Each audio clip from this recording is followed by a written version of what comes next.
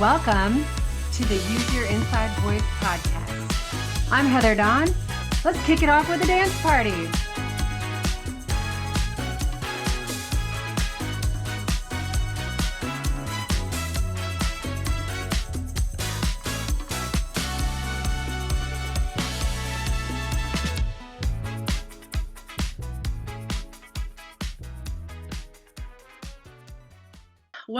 Welcome. I am very, very excited to be spending a little time today with a new friend, and her name is Christy Hugh. Is that your full name? Because sometimes on Facebook, okay. Yeah. Christy Hugh, who it was a stranger to me not too long ago. I was tooling around on Facebook and on a mutual friend's artwork site. And I saw her make a comment that just gave me a clue that she also knows this particular person very well. And I thought, let me see what this woman is all about. And so I went to Facebook and I started cruising around on her Facebook page. And what did I discover? But that this is first of all, a beautiful woman. Christy, you're beautiful. Who's in her midlife, who made this incredible decision a couple of years ago to pivot her entire career and do something so soul satisfying and so beautiful that I just became fascinated. And so I reached out like that moment. I was like, hey, hi, you don't know me, but I'm mutual friends with, the person. We're not going to blow his name up. And I saw your comment and, you immediately responded back. You said, "Oh yeah, I knew him in college," and so then I just kind of I asked you, I'm fascinated by your story. Would you be open to coming on and letting me interview you? And you said absolutely, which I was so excited about. So that being said, I'm Heather, wholeheartedly with Heather, and this is going to be a wonderful conversation about midlife. Decisions that fill your soul with joy and purpose and all of that. So I would like to invite you, Christy, to just maybe tell us a little bit about who you are up to this moment, and then share the moment. Like I'm going to kind of hand it over. If I feel like I want to clarify some things, I'll jump in. But I really mostly I'm just here to listen and hear from you. So please share.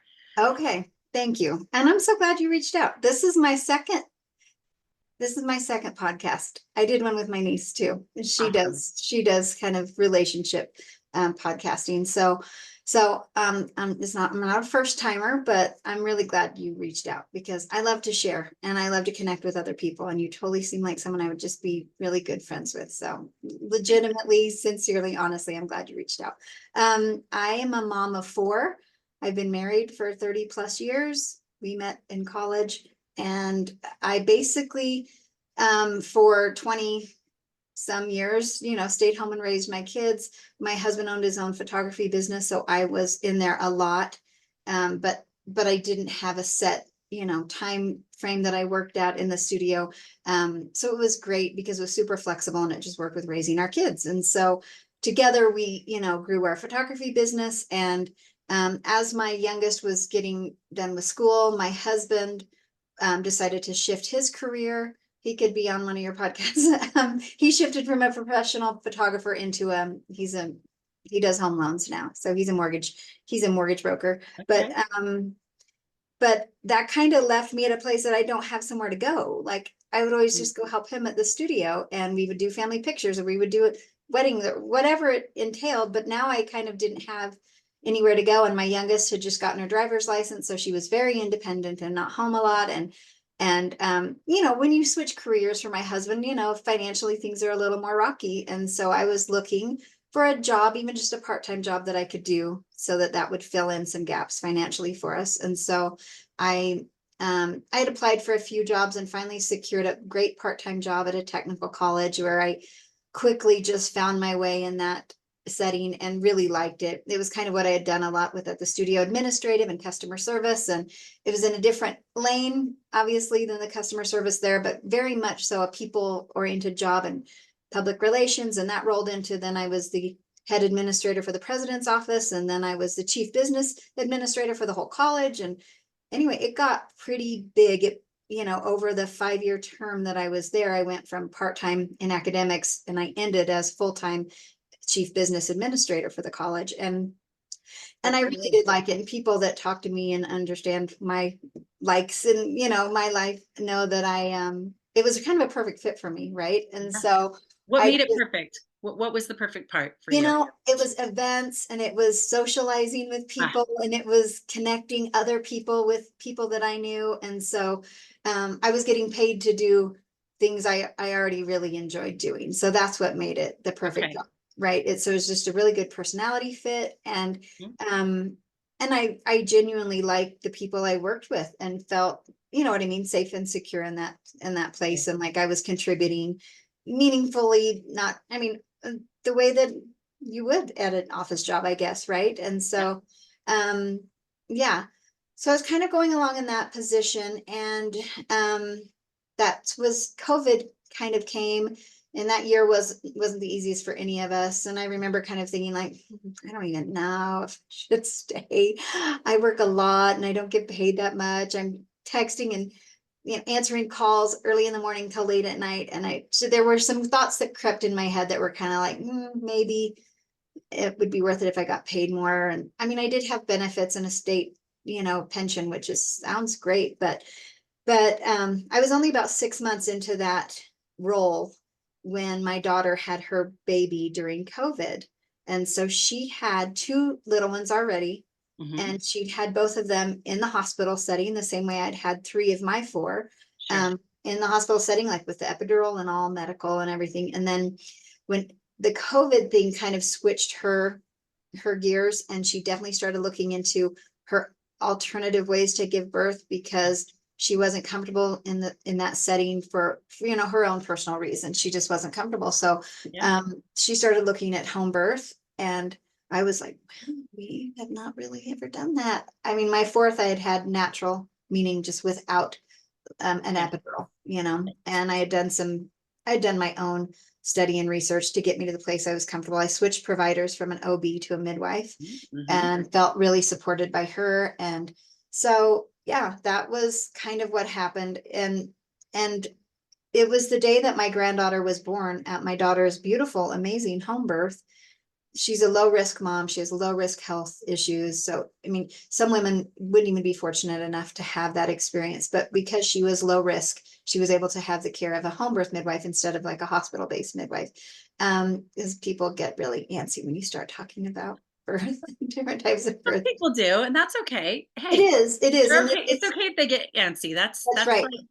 For sure. And that's why I like to explain that it isn't for everybody. It's certainly, a few generations ago, it's the only thing they had, but now we have so many advances, and we have the safety net of the hospital. And anyway, it just, it spoke to her, and I was comfortable in that situation with her. And needless to say, I was there comforting her and consoling her physically and emotionally, and in ways I hadn't been for her other 2 births. I was a bystander at her other births. I was joyful and I was supportive, but the nurses were the hands-on providers, not the mother, or a doula figure, right? I didn't need to be.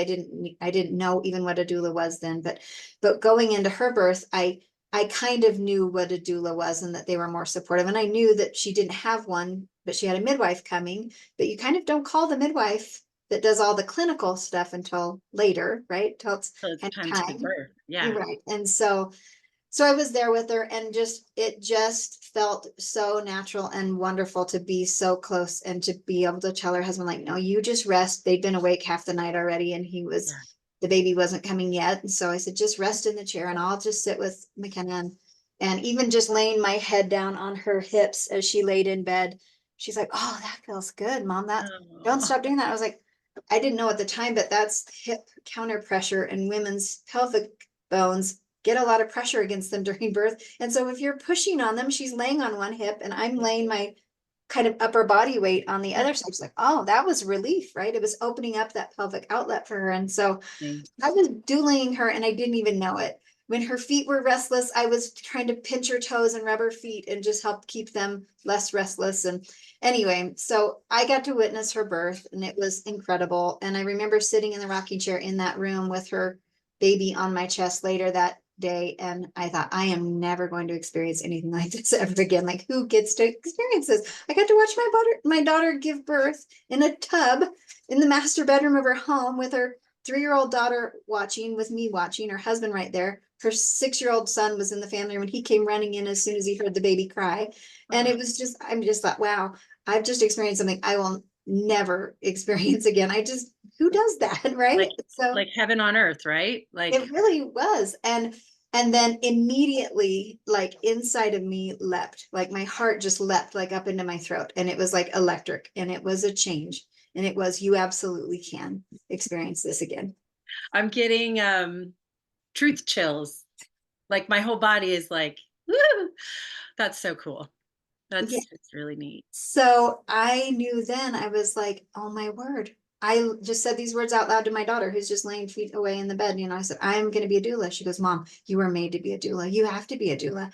And I was like, I don't know anything about becoming a doula. She goes, I know who you'll train with. She had taken a 12-week Bradley birth method class from an experienced birth educator in her town, which is 45 minutes away from me. And she goes, you're going to train with her. And I'm going to look it up on her website right now. As my daughter's recovering from birth, she's finding her information. She said, oh, Mom, it costs X amount of dollars. Don't you need to talk to it? I said, no, I need this training. I know I'm going to use this training. I don't know when. She goes, are you going to quit your job? I don't know anything yet. I just know I need to get the training. She goes, well, she only does it twice a year, and it's next month. She goes, we're 1 month away, and she still has openings. So I signed up that day, and the baby was born in January. The training was in February. I gave my 2 weeks notice in March, and I had my first client in April. That's an incredible story. Okay. So there's a couple of things that I want to unpack here. Okay. Yeah. And highlight, basically. Yeah. Firstly, your daughter, McKenna, this is her third baby. Yeah. Did she call on you like well in advance of her, like she knew months in advance, Mom, I want you to fill this role for me? Or did you say, I don't have anybody that's going to coach me through, would you please do it? Or was it almost kind of like, I want you to be my doula in a matter of speaking? Right. So here's what it had been, is I will tell you, one of the big problems with her going to the hospital for the birth was there was a possibility I wouldn't be able to be there. She was like, hands down, my mom has to be there. I need my mom at my birth. I love my husband, and of course he's going to be there too. But if the hospital is going to tell me my mom can't come, I'm not birthing there. Wow. So she was looking at other options, birth centers or home birth, and definitely taking that 12-week course. She was sharing so much information, and I'm just eating it up because I had my 4th natural. But I don't assume any woman should do what I did, even my own daughters. I want them to come to that place organically on their own. I want them to find that path. And I'm pretty opinionated, but it wasn't, you don't bring another woman to that place. And I respect every type of birth. Even before I was a doula, I respect whatever type of birth brings a baby earthside, right? Like I'm not my call how that happens. And and I've always felt really blessed and fortunate that we live in a time that we have all the medical advances that we have, right? And so when she was preparing, she just shared a ton, and it all really spoke to me. And she really just opened my eyes and pulled me on board to everything she was learning. And my own critical thinking kicked in, and it was like, yeah, okay, you'll be fine. Your midwife's competent, and she has a backup. She's not that far from the hospital, but honestly, that really wasn't ever a big player.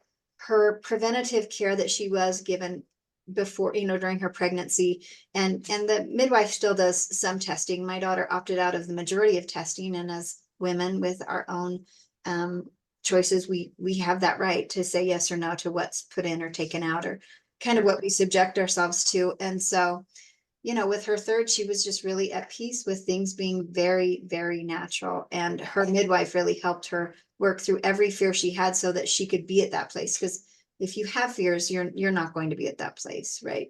Yeah. I totally, yes, that resonates very big with me. What you don't know about me, even Christy, is that I'm a mother of 6, Oh, and all 6 of my children were born natural. yeah. And so from the very beginning, it's been it was a big thing for me to want to have, a natural childbirth. Once I did it once, then I knew my body could do it. And I was fortunate enough to have had 5 more beautiful natural childbirths. And I also used a midwife for all of mine, but I did them in the hospital, which is Right. a little bit different. Um, but same midwife. So that was a Oh, yeah. blessing and a joy. And this is partly why it's so fascinating to me what you've done, is because I've always kind of had a little bit of an affinity toward wanting to help people, help women do this. Cause I believe if you decide that you want to, then you can, if you get all of the tools and you get your mind behind it, Oh, and you yeah. get your support system behind it, and then you put into play all the things that you need. And so how beautiful that you are now, like, fully invested in your daughter's experience. And I couldn't imagine bringing a baby into, like, the uncertain, just even not just the time of COVID, but what would be a safe place to give birth, Yeah. given how dangerous everything felt at that time. and Yeah. and so how beautiful that she got to have her mom there, not just there, but like there, like you were in it. um I want to talk about more about this electricity that started, that just sparked inside of you. And I'm curious if you can trace that back to a time when you were younger, when you felt the same way, and maybe connect those dots. No one has asked me that. And when I was in my doula training, I took a local doula training. You can take like a national course. You can do it, of course, online. It would have been then.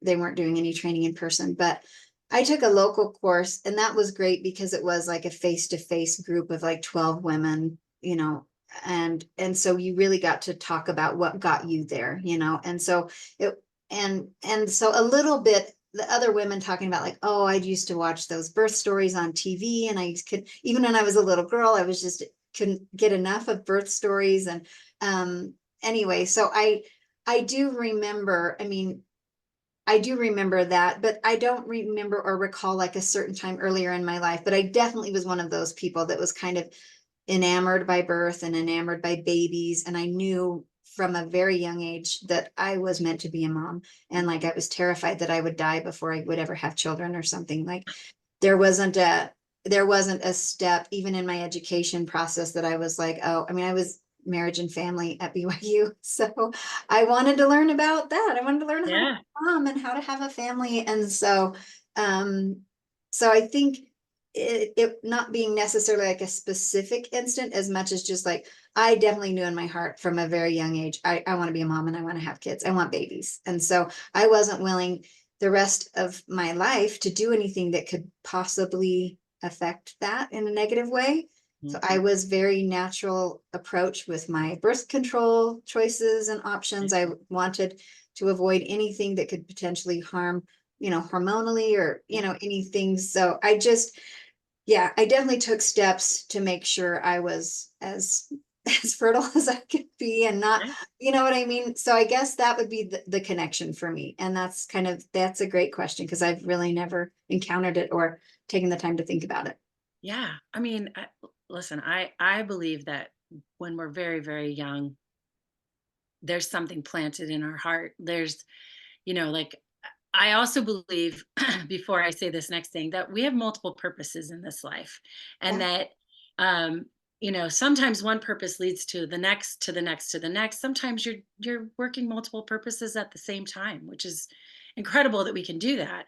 Yeah. Um, there must have been, in that moment when you witnessed that birth, and when you were just, you were just like, wow, I'm holding my grandchild that I assisted ushering into this earthly world. Like, it awakened something inside of you, and either awakened it, rekindled it, or just sparked it back to life. Right. Did you feel that same spark the moment you held your first baby? Like, Um, I definitely, it's Go hard to back say. to, I know it's like I, so long ago, right? I know. I remember being very emotionally overwhelmed with the birth of him. I could hardly catch my breath, Yeah. right? And Yeah. even though I had medication in me, and I do remember feeling just completely emotionally overwhelmed, and to the point that even for a week after, it could have been the hormones, but it definitely was touching. I couldn't say a prayer. I couldn't. I mean, you couldn't.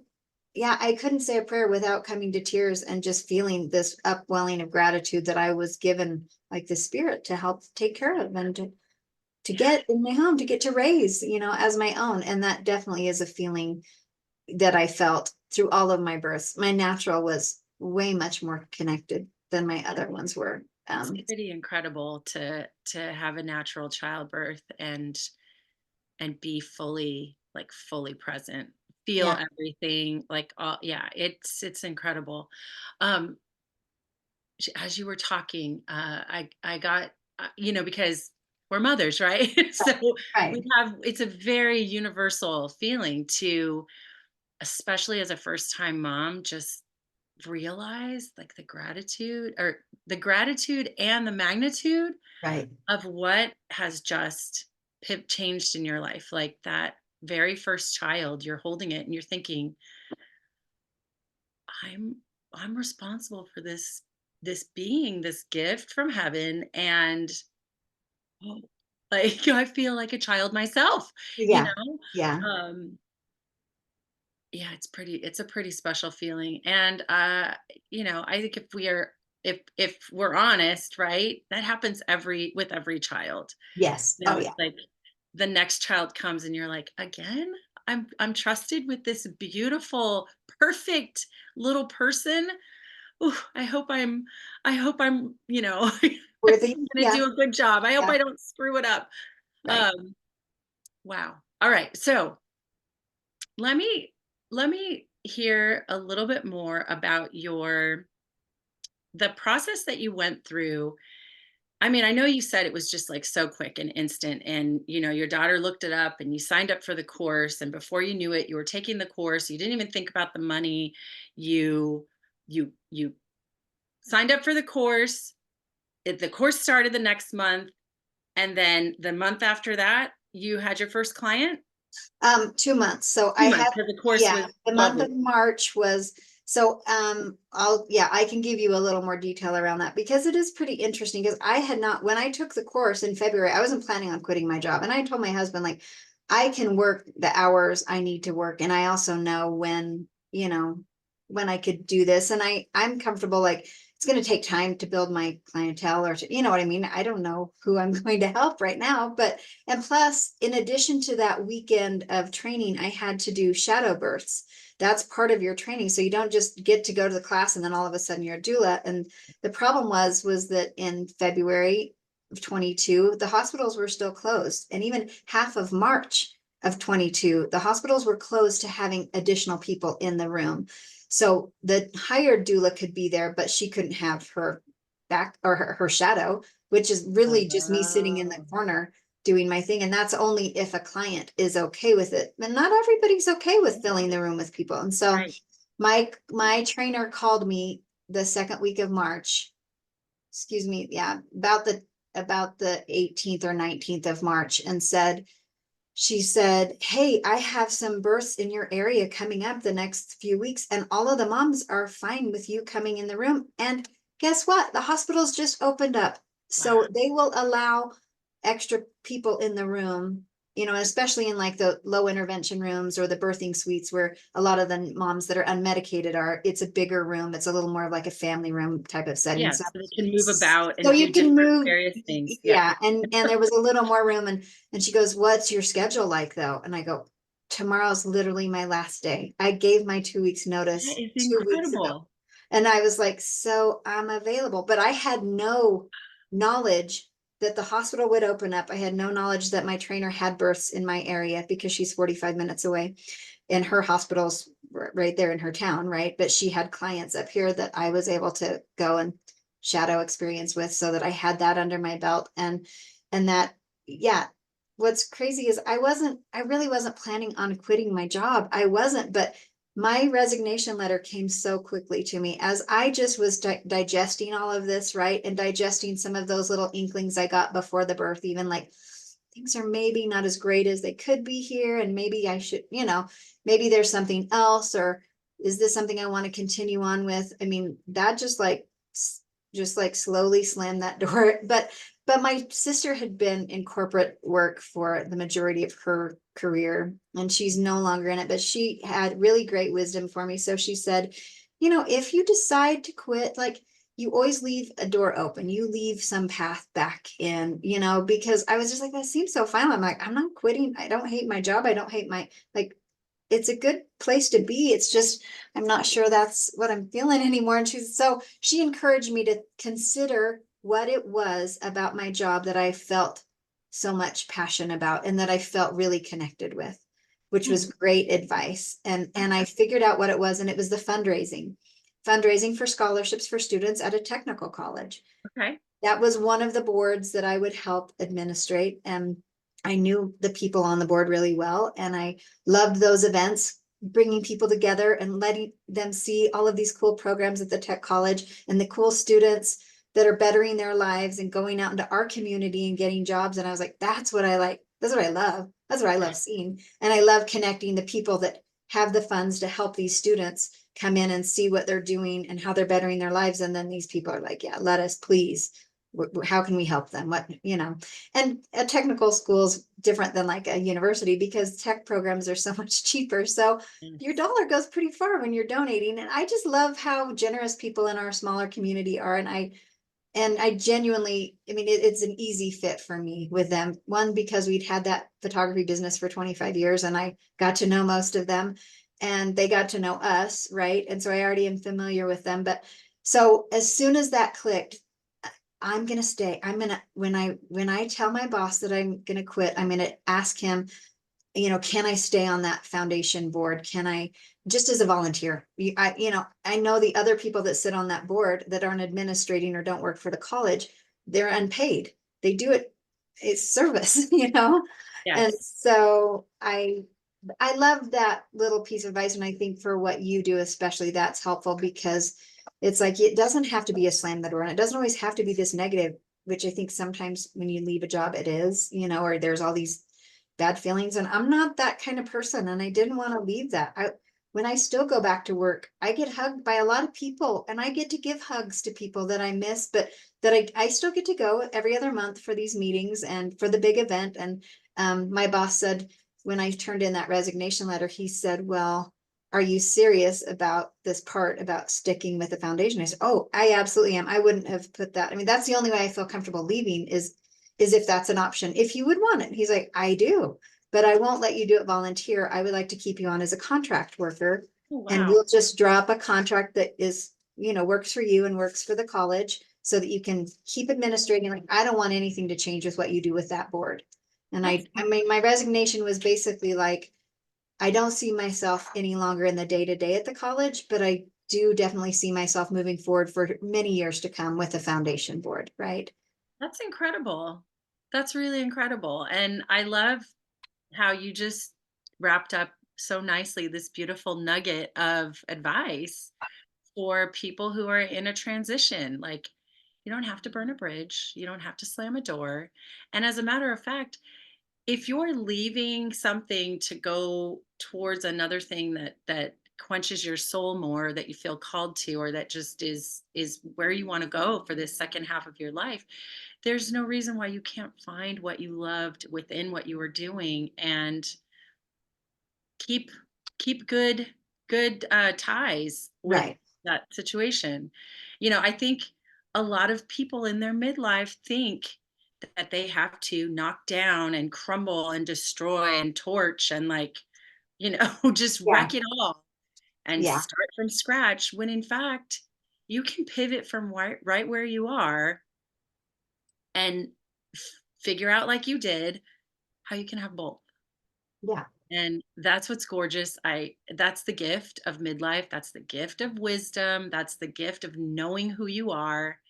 And, a 20 something wouldn't have this connectedness with themselves like like someone in their midlife does. Right. They haven't had the experiences yet. And so I love that. That's what a great little nugget to share. I Yeah. I love sharing my sister's advice with people. I think it's really good advice. And what's interesting is I remember just taking walks and trying to figure it out, right? Like, and as I walked, like the words that she said would just keep coming to me. I'm like, I'm sure it can't be that hard to figure out what it is that I love. And it didn't take long at all. And it was like, oh, well, I know what it is. And anyway, and what a blessing that like when I did, I honored that spark to change lanes. But at the same time, I honored what it was that kept me connected and useful and feeling, I mean, it was a win-win for both of us, right? I really did want to stay connected. And it's a win for them because filling those shoes and changing over is always hard, Those are really big shoes to fill. Fundraising is an enormous part of any college or any organization, especially a nonprofit or anything like Right. that. So yes. I'm curious. I remember that you said that the resignation letter came to you quite easily. Do you remember what the bulk of it was? Like, how did you put it? It was that I don't see myself in the day to day. But hold on, I have it. Okay, everyone, get ready for a master class in how to resign with grace. And be true to yourself and keep the bridges strong. It's pretty short and to the point. Let's see. Also, women, take note because we tend to be a little wordy and a little emotional. So maybe straight and to the point is best. And it was somewhat emotional for a very short time. I mean, I remember kind of tears streaming down my face, but ultimately it was like, but I knew it was right. But Yeah. you can't help but kind of mourn a little bit, right? I mean, course. that's okay. And we're human.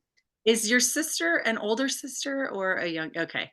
So your older sister's advice was figure out what it was that you loved about your current job, and then you were able to connect to that. Did you connect to that before you wrote that? Yes, of course you did, because you said that in your resignation you asked to stay part of the foundation. Okay. Right. I'm not finding it. Darn it. That is okay. I thought it would come up pretty quickly because I have read it recently because it is kind of a cool thing for me to reflect back on. I'll be honest, Yeah. it is. It just came to me really quick. And I think that's a sign when something's right, everything's easy, right? Like those training days that I needed to be in the hospital, like the doors of the Incredible. hospital opened up. Not only did they open up, but my trainer was coming. And just in time for the girl who called me, because I made that post the day before I resigned, right? That post that you read, it was like, tomorrow's my last day. That was my announcement. I hadn't really spread it at work either because I was like, I don't really want to deal with everybody.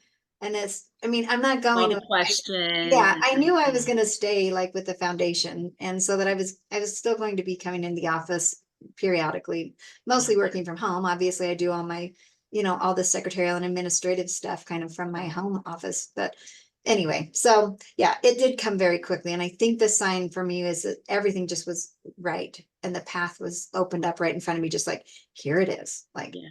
You just took, okay. What comes to mind for me is the visual of Indiana Jones when he has to step out across the giant like ravine and there's nothing there. And he's supposed to just trust that like it is there. He just can't see it. Do you remember this part? yeah. And he steps And out he like pops he's up. so scared. He closes his eyes as tight as he can. And he just like takes that step forward. And then he's like, he opens his eyes because he's like, oh my gosh, there's something underneath my feet. There wasn't there before. And then he Right. just keeps going. It's kind of like that a little bit. Yeah. But you trusted and you knew and you felt good about it. Okay. So this was, correct me if my timeline is off from what you just shared. This was 2 years ago in Yeah. March? Yeah. That was March, exactly 2 years ago. Yeah, Yeah. like almost Almost to the to the day. day. I was like, she said the 19th. That was like 2 days ago or 3 days ago. That's pretty amazing. All right. And so talk us through what it has been like from that announcement on Facebook or whatever, that this is your last day in corporate America and that you're starting a new business called because you're a doula. So Yeah. Everybody, she's a doula, in case you didn't pick that up from all the context clues. Um, tell us, what exactly is a doula? What does a doula do?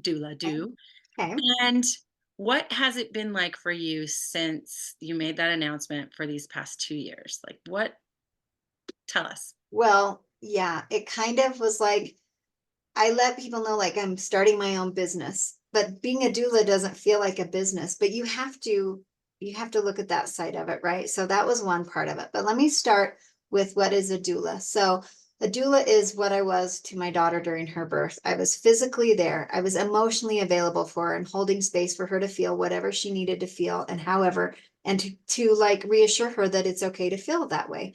And so you're physically, emotionally, and the other physical part is obviously like a doula will help with like back massaging and hip counter pressure or knee pressure, or maybe the middle of the back pressure, helping facilitate and guide and give ideas that are going to help relieve intensity of contractions, right? Because we know they get a little more intense. And so that's the big thing, but also you're there to help advocate for the space physically, like the lighting low. I always bring my little electric candles and put them in the hospital room. The majority of women that I have supported so far, I have about 20 under my belt, and I have about 10 more on my books, but I are in the hospital. I have one upcoming home birth, and I have, besides my daughter, one other home birth that I assisted at. And so in either case, though, you're helping to create a sacred space. I don't do any clinical work. I'm not ever checking on any of her body parts or the baby. The midwives take care of that, or the obstetrician, they take care of taking heart rates and getting mom's blood pressure and watching contraction patterns and things like that. But so a doula doesn't do anything clinical. I'm not an assistant midwife. I'm literally just there for physical and emotional and informational support, just to put it in the tightest nutshell, right? So whatever falls under those, like informationally, something's happening they haven't read about or they aren't familiar with in birth, I can say, it's okay, you reassure. So I coach for usually 3 sessions, 3 classes before. I ended up writing my own curriculum because I had to read a ton for my training, and you could just get so much inspiration and so much good stuff. I just decided I want to take it from all those places and put it in my own little baseline natural birth curriculum. And I do have some moms that know going into it they want an epidural, but because my 3rd epidural didn't work, and I was kind of disappointed in myself that I didn't have any training and I wasn't educated enough to know, oh, then I need to kick in my own deep breathing so that I can relax my parasympathetic nervous system. I didn't know that. I just felt robbed. I felt like now I'm in pain and this tool didn't work. And now I understand it's an imperfect tool, right? And our bodies. Freaked out, and now I'm totally freaked out, and I'm not prepared for this. Yeah. And it nobody prompts you prepared me, but it's on me, right? Yeah. And so that's what made me like, well, I'm having a natural birth, because I felt all of it anyway. It did not work. The epidural did not work. And I still have a bruise in my back. If you get in the epidural space between my spine, it's bruised. If a masseuse or my husband push like, that's my epidural, it still hurts. That's so wild. How many years later? Yeah. Yeah. And so, but that doesn't mean that's not a tool. I mean, for me, moving forward after that, I was just like, I am not going through an epidural again if it's not going to work. And now that I've experienced it, I think that's something I want to experience and open myself to learning how to experience it and how to get through it, because I didn't know. So, okay, that was kind of a tangent, but That's okay. We love tangents. remind Everybody me, loves tangents. remind me where I was going. So you were talking about what a doula does and how a doula is there for physical and emotional support, and how you don't do any of the clinical stuff, Okay, right. and that you have one client or somebody in the past that already knew they wanted an epidural, and then you launched into your story about how your epidural didn't work, and so you have created this curriculum to better Okay. prepare your clients for Right. the possibility of the epidural not working. I'm glad that you brought this up, because I actually was going to ask you, as a doula, most of your clients are seeking a natural birth. Is that correct? Yeah, but my very first client wasn't. She Interesting. had a very traumatic first birth experience, 36 hours in the bed with an epidural. She got the epidural at like a 3. with her first.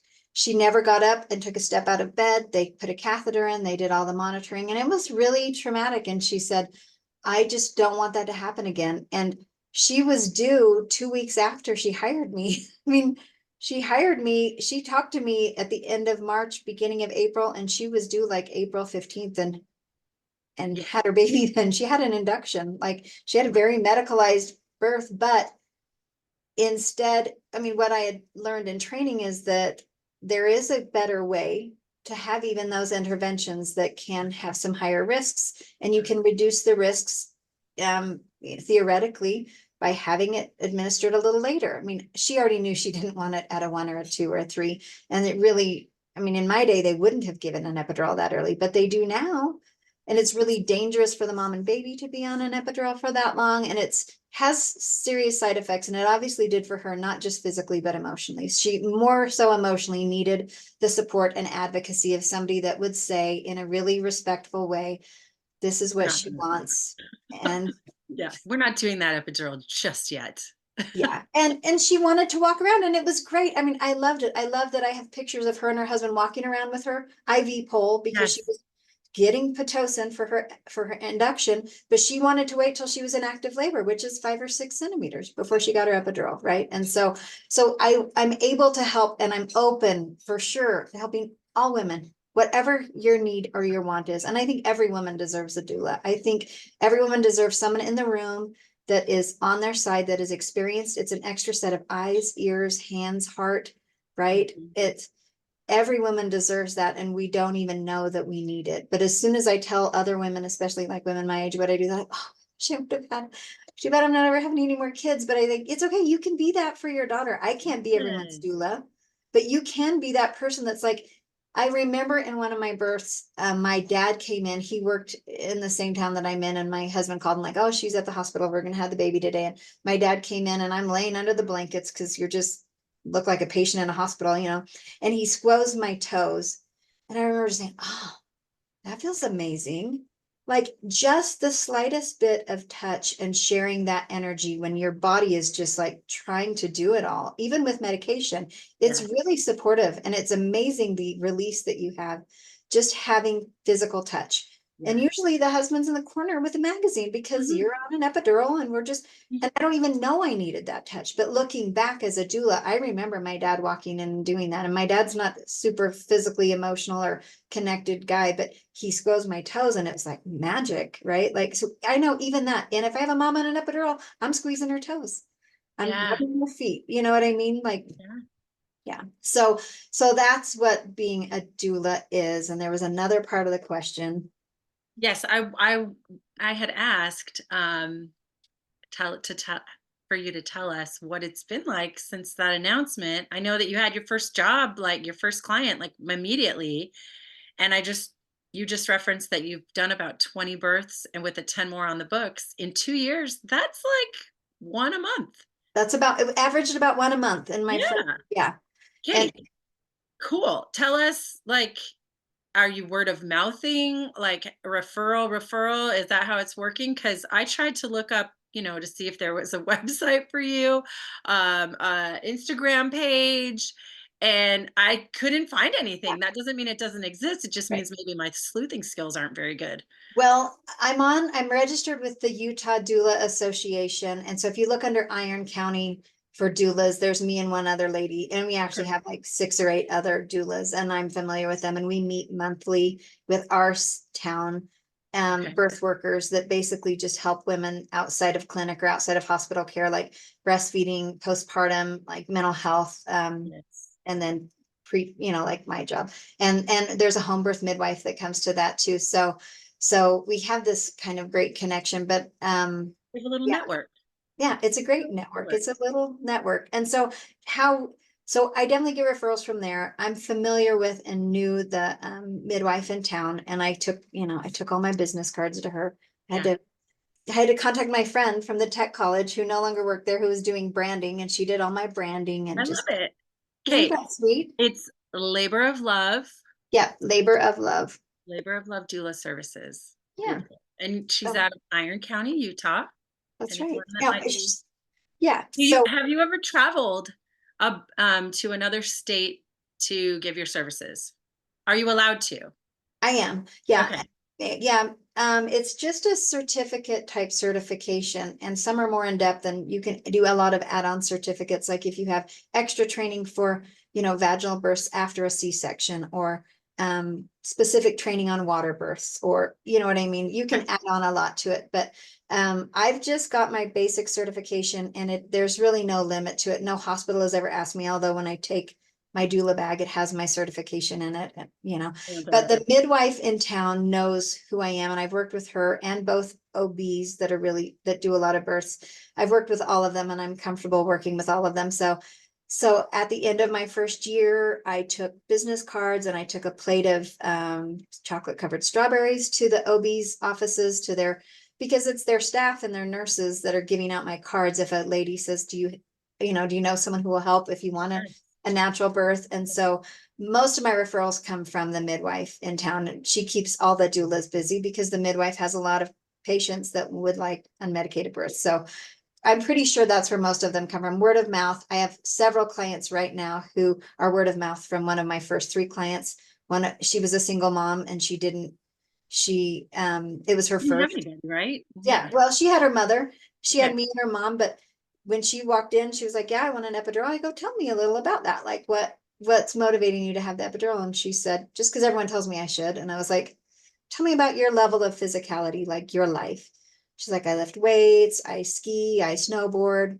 I actually had a broken bone in my upper arm, and I saw it sticking out of my arm, and I was like, I want you to talk to people that have given birth naturally, and I want you to hear their stories, and then come back to me the next time and tell me what you think about the epidural. She came back the next time, and she said, there is no way I'm getting an epidural. I was like, what changed your mind? She goes, well, my mom had epidurals, and she got inductions, and she had terrible births, but my aunt did all these natural births, and she was telling me, and her husband, they both just told me how beautiful it is and how connected they were, and that how strong I am and that I can do it. And I was like, okay, great. All right, well then let's mark natural. Your goal is natural, and most women want to be as natural as they can be for as long as they can be, but we don't have the resources, and we aren't taught, and we don't even understand that you need some training. We don't even know anything about our body before we give birth. I was never taught in 12 years of school, then higher ed.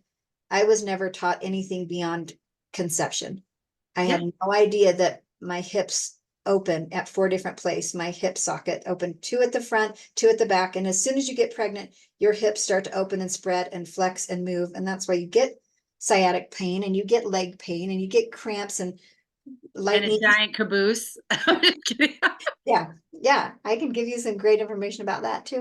There's a reason that's to develop the baby's brain. That's a special type of fat. There are lipids and omegas that are only found in women's fat around her hips and legs and belly and bum. And the author of the book that I read said, women, just embrace your fat butt, because that's what's growing your baby's large brain. And that's why other mammals don't have a really big difference in the shape and size necessarily of the female versus the male version, because they're small brained animals and we're large brain. And that fat, it really gets going your second trimester, and that's why you usually expand in that area. But that's just waiting to feed that baby's brain, and it regenerates there. That's really neat. I did not know that. I'm going back in my head to what did my body look like with each child? Which one did I have the biggest caboose for? Is it my smartest child? I'm trying to connect the dots. That's so funny. Wow. This has been a fun conversation. Okay.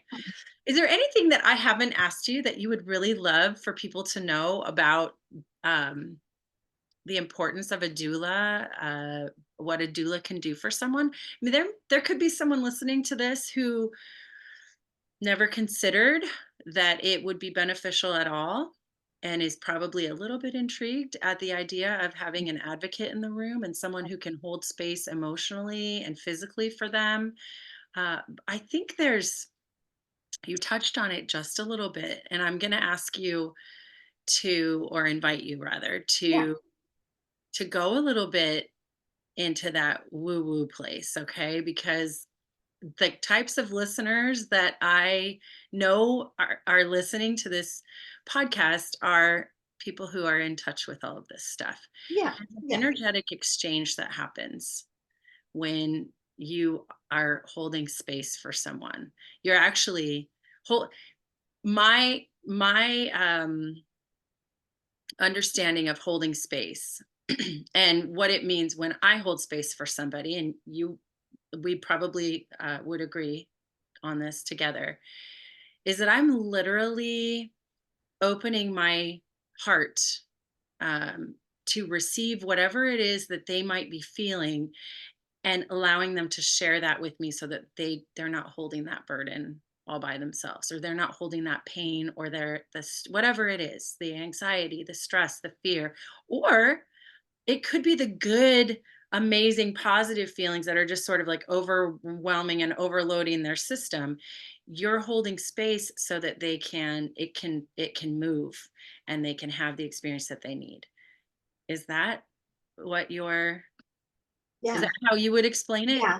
And I tell my clients, I mean, whether it's a single mom or a couple, like a husband and wife sitting in front of me, or boyfriend and girlfriend, I let them know that like everything in this woman's life is about to change, like every part of it, her relationship with herself, her relationship with you, her relationship with her body, her clothes, food, drinking, the bathroom, like everything changes. And so that's why it's so important for her to feel so connected, grounded, and almost, there's a word that I use, anchored. They Mm, need an anchor. And so, and if you don't have someone there, whether you call it holding space or holding your hand or squeezing your toes, whatever, sharing that energy with you, it can just feel really overwhelming. And you can just, your nervous system will dysregulate completely. You'll hyperventilate, you'll get sweaty, you'll get so anxious, you'll start shivering. And those are things that are there because either there's something in your body, emotionally or physically, that hasn't been dealt with, or mm. you need more, right? You need more reassurance and you need better anchoring. And so before we ever get to that point, I very seldom see that, but I can start to see little signs of it. And then I know, but I train my couples to, like, you will never need your husband more than you need him during transition of labor. And he will never need to be needed more. And that is a type of connection I can't therapy into you. I can't book into you. I can't podcast into you. But when you sit and your husband's holding your hands and saying, "Oh, you have got this." I tell them, you get her attention, look into her eyes, tell her to look at you and breathe with you. If you feel like things are getting out of control, you're going to share all of that intensity with her by holding her hands and saying, "I'm right here with you." And it transfers. It literally goes from her body into his. And it's a sensation that shares and gives and serves both of them, right? And connects them. Yes. So woo woo. I mean, and they kind of know from the first meeting with me. And here was my advice, because you said, what about people that this kind of piques their curiosity? All doulas will do a free consult over the phone or face to face. And you should absolutely go talk to somebody. If you're thinking that might be something that I'm interested in, or maybe I'm not at all, but I'm curious, for sure, go talk to someone. I've had women talk to me as early as 8 weeks pregnant and say, "So-and-so told me I should come and talk to you. And I'm just curious." Well, come and talk. Let's go. If it's not a match, then I shouldn't, you know what I mean? Then I'm okay with it. And you should keep looking for whoever is. Or maybe it's not a match because you're feeling like that's not the direction you want to go. And that's okay too. Like, I honor every type of birth and every woman in birth and whatever her choices are. And so, but I think it's so important that we are better educated than I was. And that's like my goal. And that's what a doula is going to help you with. But a good doula will support whatever you decide after being educated and after having all that information. Then I tell women there's benefits to everything, there's risks to everything, there's an alternative to everything, right? And there's do nothing, and there's also your instinct. And when it comes down to it, if I'm not helping you hone your instincts in pregnancy, then I'm not a very good doula, because I don't go home with you when the baby comes home. You need those instincts, and you need to be able to, like, ask those questions. Whatever is coming up in your child's life, is there a benefit? Is there a risk? Is there an alternative? What if I do nothing? What are my instincts telling me? Ultimately, what is my instinct telling me? So that's like the number one thing I teach them about bodily autonomy, informed consent, and that acronym BRAIN, benefits risk kind of analysis thing, which sounds funny for birth, but I want them to think about it that way. Once again, got all that midlife wisdom that you're pouring on these new parents. Would you say that most of your clients are brand new Yeah. parents? Yeah, the majority are. First time deliveries? Yeah. Okay, And they usually say, we'll never do that again without you or someone like you. Like, amazing. because it is so comforting, and they understand that I have boundaries. I'm not the love connection in the room. I'm the informational connection, and I'm the experience connection, and I'm the right. But I'm not the love connection in the room. And I think a lot of men especially are worried that, well, I don't want some lady in there taking over my role. I promise you, that's the last thing I want to do. My job is to hopefully help enhance and nurture your connection through birth. That's the best. If I took that away from you, that would be robbing you. Like, and I definitely do. And I think it's important that doulas and anybody in that line of work where you're working so closely with people when they're that vulnerable, like to be able to step back and say, things look good. I'm going to go fill up your water. I have my phone. Call me if you need me. I'm going to be gone 10 or 15 minutes. I shouldn't be the one constantly like surveying the room. Circling. Yeah, I don't need to be. And especially when things are calm and I can see things are good. And Yes. I want them to take time to connect. They might pray together.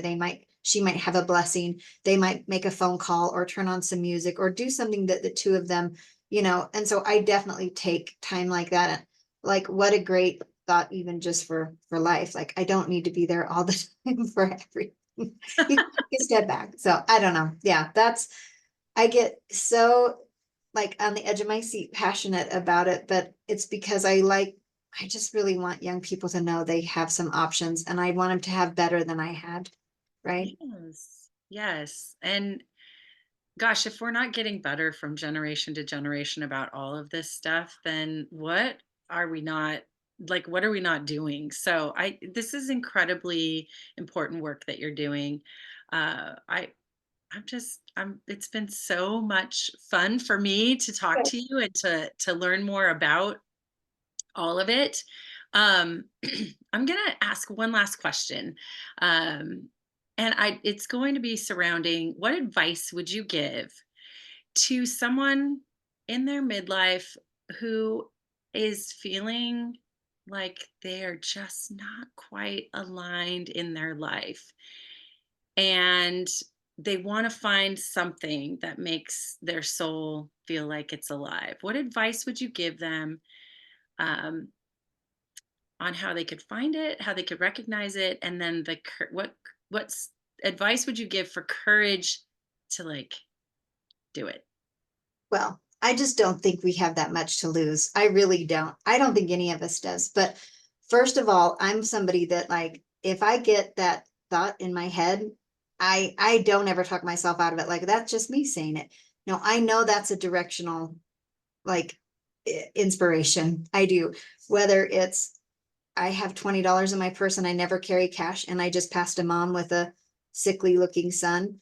Like, I don't hesitate. I don't ask twice. I just do it. And I think so often we stop ourselves from doing things that are going to propel us forward in a better direction just because of our own self-doubt. Right. And so I think that's kind of the question you're asking, but I think I'm a very trusting person, especially with those intuitions and those inspirations that come, and I act on them quickly. You saw that in my Yeah. story. I Yeah. don't wait. No grass grows under my feet. And although I didn't mean for it to all happen that quick, I can see looking back, there's absolutely purpose in it. And you will see it when you act quickly. But when you brush it under the rug and keep brushing it under the rug, I mean, I'm so glad I didn't, because I can't imagine not being blessed by like being part of those experiences that I had with those women if I would have waited, right? And what would they have done? And would they have ended up in another traumatic birth situation? And how deep does that go? Generationally, that's how deep it goes. And the Yes. healing goes generationally too. And Mm. so if something is not feeling right, or you're feeling stuck, or you're feeling like there has to be more, and I want to have my passion project, I want to pivot so that I am taking on that and I can leave this other world behind that I thought I couldn't live without, then, I mean, honestly, my suggestion is like, just have faith and trust and go, because I was never planning on starting my own business, and I don't even really run it like a business, but it's what I'm supposed to be doing. I absolutely know that, and then, yeah, advice moving forward is just like, it probably is just like your analogy with, it's like, put your foot out and the road will rise up to meet it when it needs to. And if it doesn't, it might turn you in another direction. But I would much rather be going through life not wondering, did I and should I, and, worrying about that. And I don't know. So my advice is like, yeah, don't burn bridges, Yeah. stay connected, stay true to yourself. And I have girlfriends that have asked me this, because one of them feels stuck in a job that is required because financially they need it, right? And she's like, what's mine? And I'm like, you'll know. Like, I promise you. I just don't want her to feel like a loss of hope, because my advice to her is like, I promise you'll know. And you might even be doing it and not know it, right? It might be something that you're currently doing. And so, my advice to your listeners is pray, ask boldly, ask often, ask specifically for your direction. If you aren't seeing it and you want that, I didn't have to, it came to me. It might have shown up in other places that I swept under the rug or walked by, and it was waiting for me, and I just kept walking. It needed to come in the form of a grandchild in your arms. That's right. That's right. Who knows? But yeah, now it's definitely there. I've had other opportunities to go back to work and to do what I was doing, and yeah, and money isn't everything is my other advice. It's not. And I'm raising chickens now. My grocery bill's less because I don't have to buy eggs. It's just like everything kind of just happens for a reason. And yeah, and if it's not there and you're wondering where it is and how you can find it, my suggestion is to pray bold, often, and specific. That's my suggestion. I love it. Okay. Well, Christy, this has been wonderful. So yeah. Christy Hugh with Labor of Love Doula Services. How can people find you if they want to look you up and see what you're all about? Facebook? Do you have? Yeah. It's just my personal Facebook account and my personal Instagram account. And I have some public posts pinned to the top of both of those pages. So you can always connect, right, just through my name, but you would have to know my name kind of. And currently I'm busy as I would like to be, but it definitely goes in waves. And so some months I have 3 births and other months no births, but that's not saying I don't need people to reach out, because I always want people to reach out, even if they're like you and you're not in my town and it's not even an option that we would connect over what I do.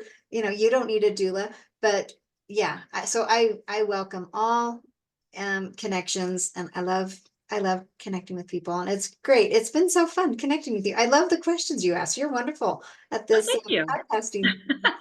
Good work. Thank you so much. It's been a joy for me as well. And that's kind of what I want to be all about, is joy.